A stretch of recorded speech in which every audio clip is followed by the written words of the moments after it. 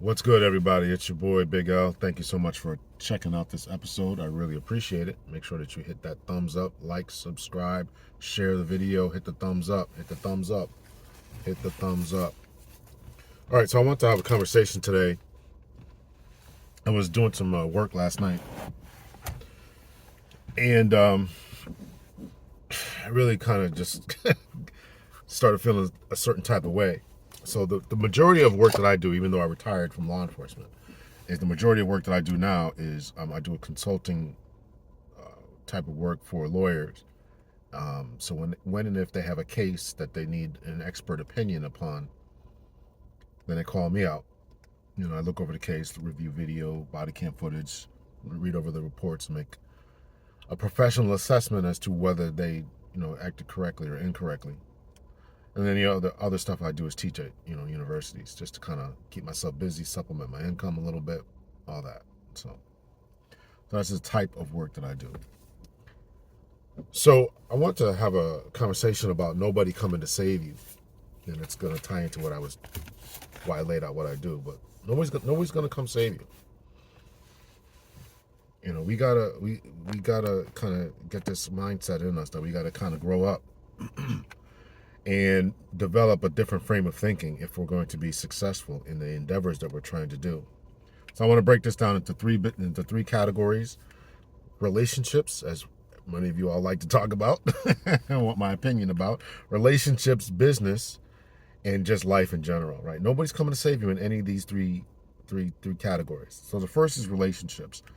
You got to take control over your own health, and this is going to tie into a little bit to the life later. They're all going to tie into life later, to the third one, a point that I want to get to. And that is, if you've been emotionally damaged, if you've been psychologically scarred, if you've had, dealings with people that are just less than nefarious, you got to take control over that. You can't look to anyone else to save you from that.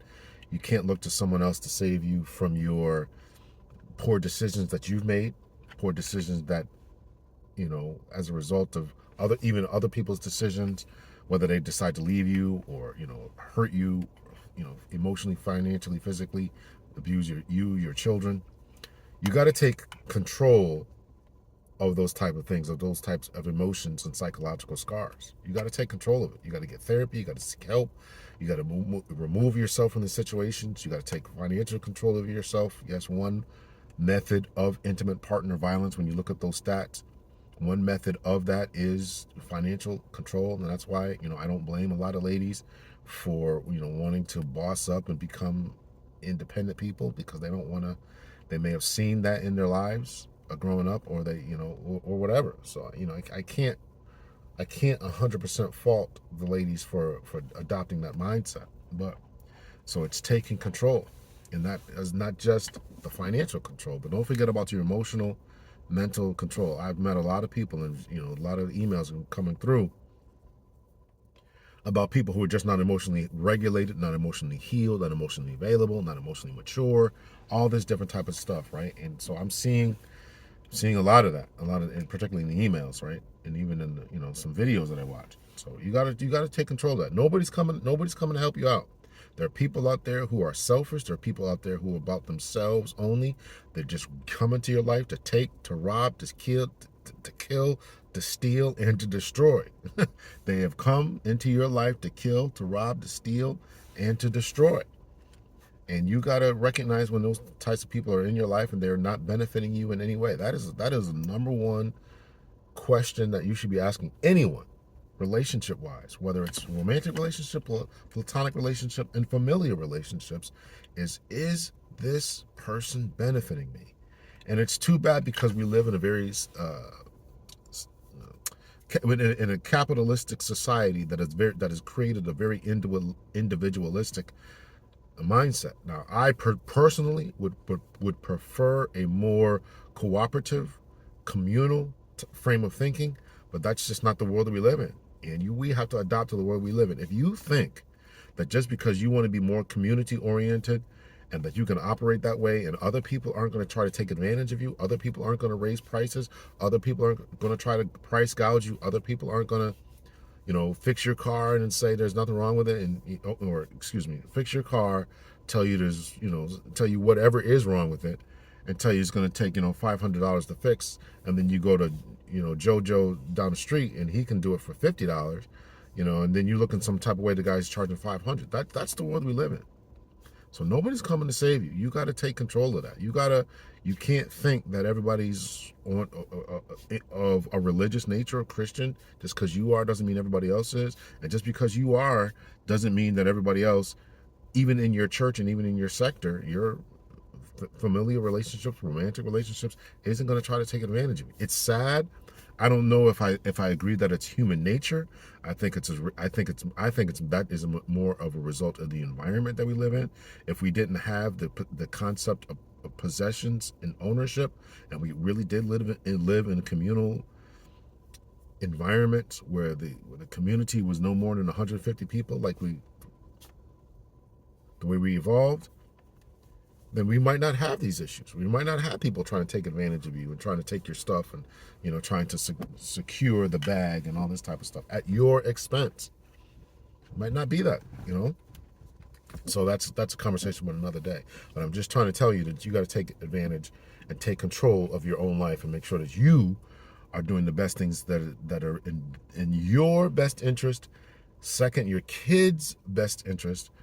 Or your family, I would say. I think that you really got to do things. If you have a spouse, if you have a long-term girlfriend, boyfriend, then I think you should really do things that are in all of your best interests as a family, And extended family, you don't have to loan them money. You don't have to give them rides all the time. You don't have to, you don't have to set yourself on fire to keep them warm. You don't have to do it. You don't have to do it. So. The other one I want to talk about is business, and I'm going to relate this into business and to college. And that's when it's going to relate to why I told you what I do for a living these days. So when it comes to business, we really got to learn to collectively.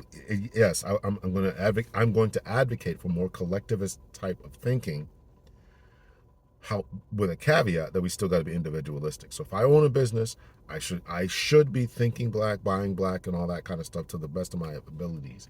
But that doesn't mean, again, that I have to set myself on fire to keep you warm. It doesn't mean that I had to lower my prices in order for you to come here. I still, as a business owner, still owe you as the customer quality and all this. I try. This is something that's sad, and I'm going to put up some screenshots to. Let me finish this train of thought here. It's something that's sad. It's something that really needs to be rooted out the best we can. And I went to I've been to a few different restaurants and things, trying to support, and I think that we're doing a much better job at this. I gotta say it. But a few years ago, I went to a restaurant and the service was terrible. The people were walking around in bonnets. Some didn't have hairnets on, making food, one person at a time, wearing slippers. It was crazy. Just, that's the whole slide. You can hear that, not even picking up her feet as she's making food and all this kind of stuff, taking one order at a time. It was just bad. It was bad. So I didn't go back because the service was terrible. Another time I went, dude forgot different stuff. I ordered a bunch of stuff for my family and I. This was forgotten, that was forgotten, the cheese left off this. Some stuff was burnt, overcooked. So you as a business owner owe people quality. If you want them to grow, you got to give them quality and give them a reason to rave about you and to come back, to tell their friends, hey, there's this new restaurant over here, go check this place out, and then give them a reason to come back. I must say, in the last couple of places that I've been to that were black owned, much better. But so the word has to get out. So what I started to say is, we got to collectively think along those lines. And I was looking up to see, in preparation for this video, I was looking up to see, what kind of black business conventions are going on. So I'm going to put some up on the screen, and I'm actually going to try to attend some of these, black small business owners type of things, because I think we need to connect. Need to coordinate, need to cooperate. I put my stuff out there because, hey, if you're looking for somebody to review stuff and look for this type of services that I offer, I also do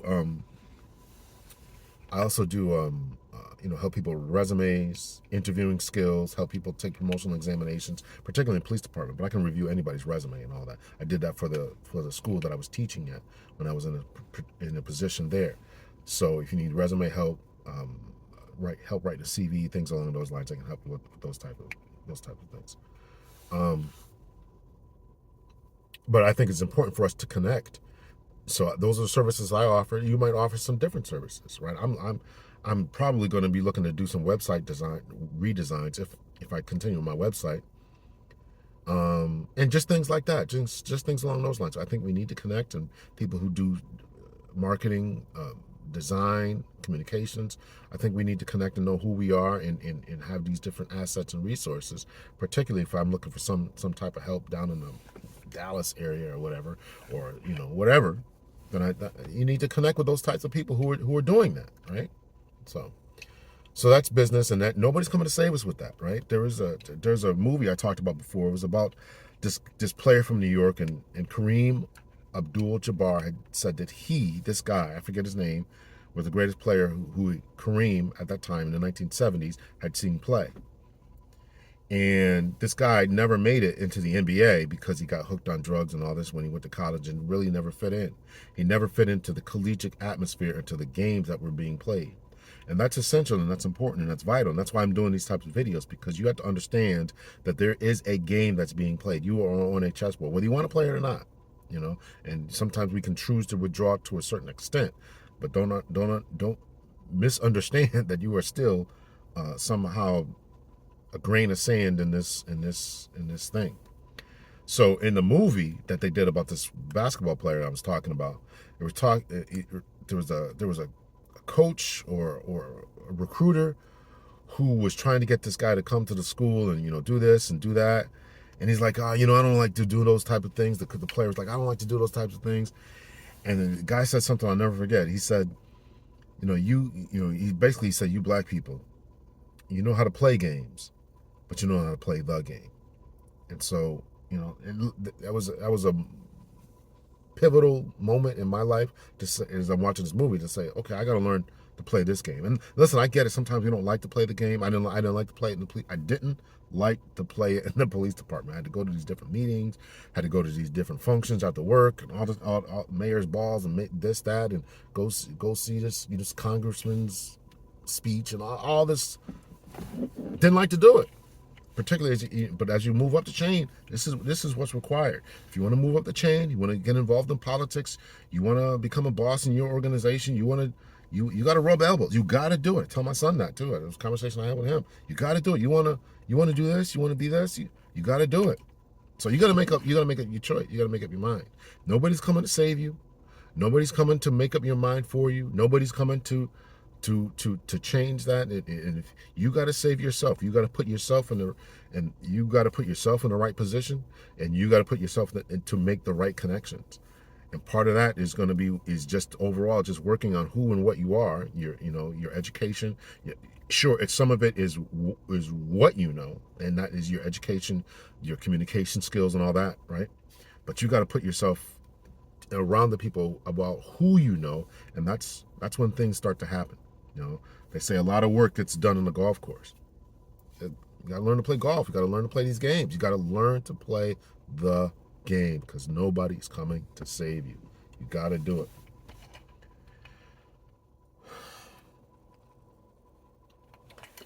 Along those lines, I want to talk about, and along the lines of business, I want to talk about college. And this is going to be a little difficult. And I want to say this as tactfully as I can. I teach at a few different universities, and I can tell the quality of the education, the background, and the skill level of different individuals. I can tell the quality of the education that they got before they got to college, their skill level, the writing abilities, and I'm telling you that nobody's coming to save you. I sit in meetings. I used to wonder, and I really want you to, if you're a woman watching this, and I'm really making this for the guys, as all my content is mostly for guys. I want you to really kind of impress this on your male sons, nephews, cousins, grandsons, that nobody's coming to save them. Nobody's coming to save them. And I used to wonder, like, as a guy, like how come these black professors or teachers are so standoffish and they don't. I'm not excusing that type of behavior, but I think I'm coming to understand why they are this way. There is a perception. We've always known this, but in 2024, about to be 2025, it's still there. That African American, in particular males, are not up to academic par. They're not smart as other people, not as driven, not as motivated, and I probably think that they don't have the physically, innately can't do the work. Now, I don't believe that. I don't believe any of that. I do think that there is motivating factors or motivation. They're lacking motivation, I should say. So I would, you look at these professors and stuff, and it's like why, why aren't they helping out more and all this, or sometimes like, why are they so mean? Why are they so tough? Why are they so mean? Why are they so tough? Why don't they smile? Why don't they help me out? They're just giving me F's and stuff. I think back to, and this is something that I think has been lost within this generation, because I don't hear anybody saying, I don't hear anyone. It could be being said. I don't know. They do things. My grandmother, my aunt, my mother, it was always say, we're talking to you this way. We're treating you this way because we love you, and because we know that you can do better. We want you to do, and we want you to be better. We know you can do better, and we want you to be better. And I'm saying this because I love you. When you have a professor who's just passing you and just looking over your stuff, professor, school teacher, K through 12, some boss is just like, oh, whatever. And meanwhile, it's really subpar. I know a lot of times, right? They do stuff, right? I think there was a study. I heard Larry Elder talk about this. I can't remember the exact context, whether it was a study or whether it was he was talking about a law firm who had hired some individuals, us, and like they had to go back and do all their work all over again because it wasn't up to par. And as long as people are hiding behind racism, if you think that your boss, teacher doesn't like black people, my mother, my grandmother, my family never ever tolerated that type of language. They never tolerated that. And I'm 50 years old. I'm growing up in the 70s, and they grew up the 40s, the 50s, the 30s. They never tolerated that type of language. Before you go looking at other people, you got to look at yourself and what you did. What is the quality of your work? Is it true that there are some people who don't like us? Of course. I mean, nobody's denying that. But first, you got to do what you got to do. So, and sometimes the black professors come to think the same thing. Like I tried. How come nobody else is trying? I tried. How come nobody else is trying? So I'm correcting these papers. And listen, I was doing this. I'm making this. One of the reasons I'm making this video because I was doing this, as I said, work last night. And listen, I was blasting these the papers were terrible, bad. I'm not saying that to embarrass anyone in particular. Obviously, I'm not saying anybody's names, but nobody's coming to save you. People are passing you along because they think that you're inept. They think that you can't do it. They think that you're bad. They think that you come from a bad environment. Oh, and they think it's coddling. Oh, listen, he grew up in a bad neighborhood. His parents weren't together, and And they give that as some type of excuse. But meanwhile, they're letting you pass through. And as I said about the Larry Elder story, you get to some law firm, you get to some place, and somebody else has got to come behind you and fix your work. So I've been in meetings. Different meetings in my life, where I've heard people speak, not so much plainly, but you can read through between the lines. Sometimes I don't get what people are saying in a romantic sense, but I know what they're saying behind, these students, they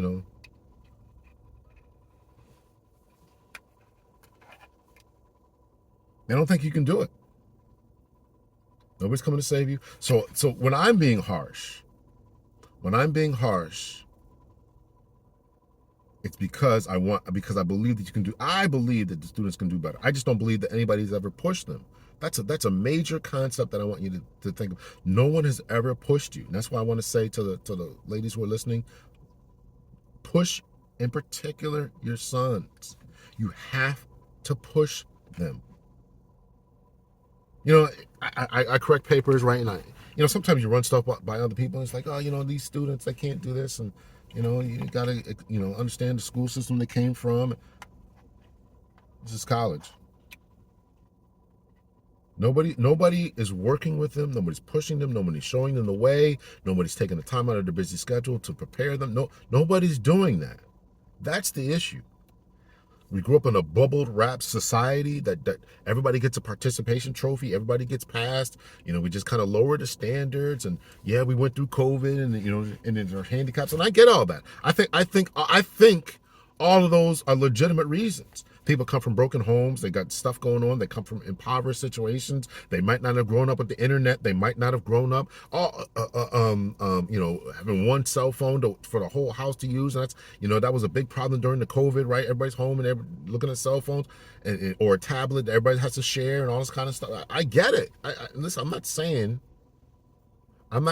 that those things aren't legitimate, but I am saying that, okay, these are some obstacles we have to overcome.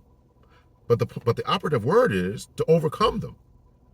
And to work with these students, to work with your children, your grandchildren, your nephews, nieces, to build them up and to make them get on level. It's true that something like 10% of black boys are reading on grade level. Okay. But okay, so how do we get them up to there, right? We can't just say, it just is what it is. And that's why that's why I started talking about relationships, because when we boil all this stuff down, all the stuff we talked about, the broken homes and the cell phones and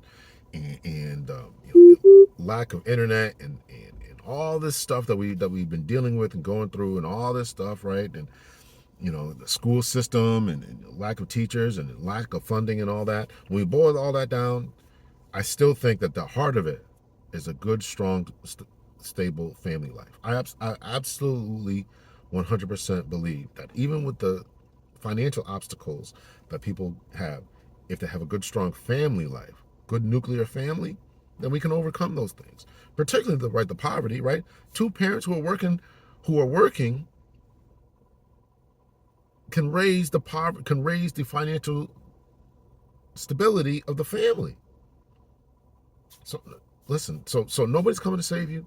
A lot of times nobody's going to correct your papers and tell you how to improve this, improve that, improve this.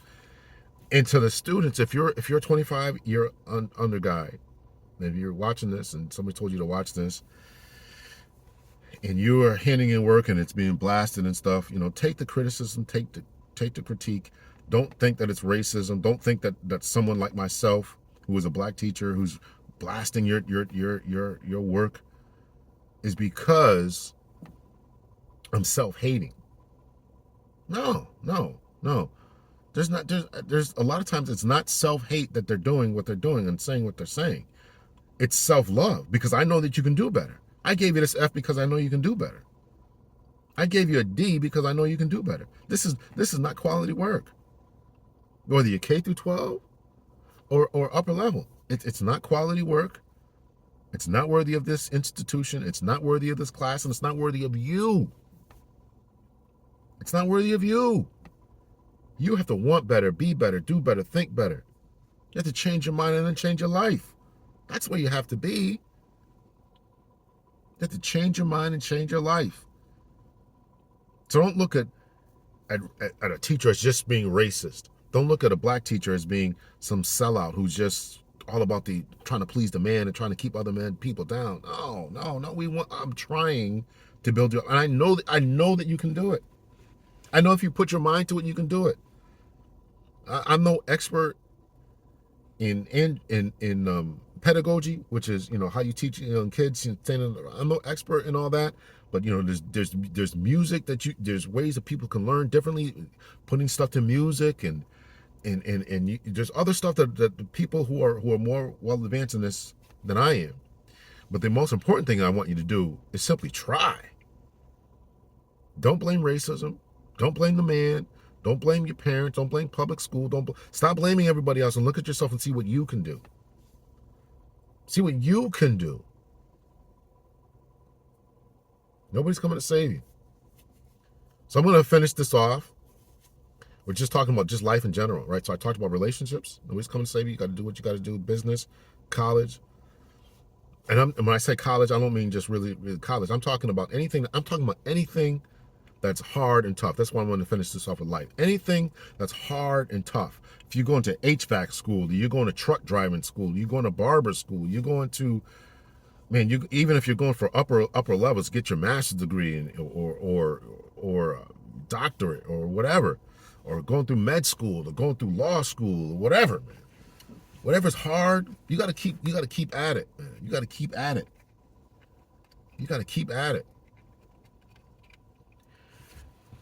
The mental, change your mind, change your life, change your physical, work on your physical. You got to work on the whole of you. I talked about this in another video. The whole of you, your mental, your emotional, psychological, your physical. You got to work on all those things all the time. Nobody else is going to do. Nobody else can work out for you. Nobody else can work through your emotional pains and trauma. Nobody else can help you through the divorce of your parents. Nobody else can help you through the sexual abuse that you have suffered as a kid. Nobody else can help you work through the mental pain of having lost a child, having gone through a baby deletion, or having gone through the SA that may have had occurred to you when you were in 7th grade.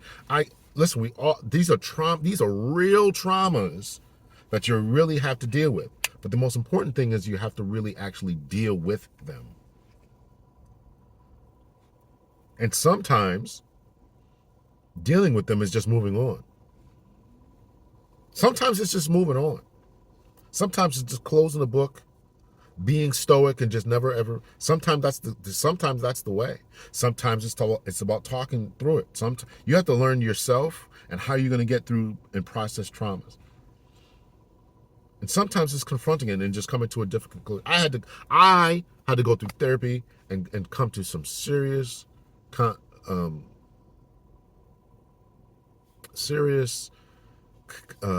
confirmations, conclusions, that's a better word, serious conclusions about some things in my own life. I had to do that. And just kind of close the book. Listen, some things I just said to myself, some things I'm just never going to understand. I'm just never going to find out the answer to this. It's just the way that it is. Now, either I can beat myself up about it, cry about it every night, or I can pick myself up, dust myself off, and move on and become the best version of myself. And say to myself, the way that I was treated, the way that I went with, and the things that I went through, I'm not going to inflict that on somebody else. And that's the way that I did it. That's why I was so adamant about being a good father, because I didn't have one.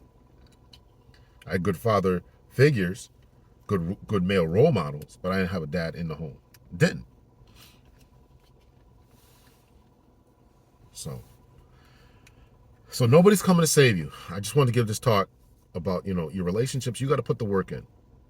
You got to put the work in about building a business, becoming professional, making connections, and doing what it takes to become successful. Learning to play the game and not just games. Learning to play the game, because there is a game being played, and how to make these connections and stuff, right? So you got to do all that. College and school, you cannot Stop looking to blame other people. Put in a quality work and ask yourself, what could I have done better? Don't just hide behind I can't do it. You can do it. I'm totally convinced that you can do it. It's going to take practice. Everybody's not going to be a rocket scientist. I'm certainly no rocket scientist, right? But you can maximize what you can do. And the stuff that I do is the social sciences. It's all writing. You can become a better You can become a better communicator. You can become a better communicator. You can learn to write. You can talk. You can do it. It takes practice. It takes work. And, we're living in a time, the teachers know when you're handing in AI. They know it. I know it. It's going to make you, if you're focusing on that, it's going to make you dumber.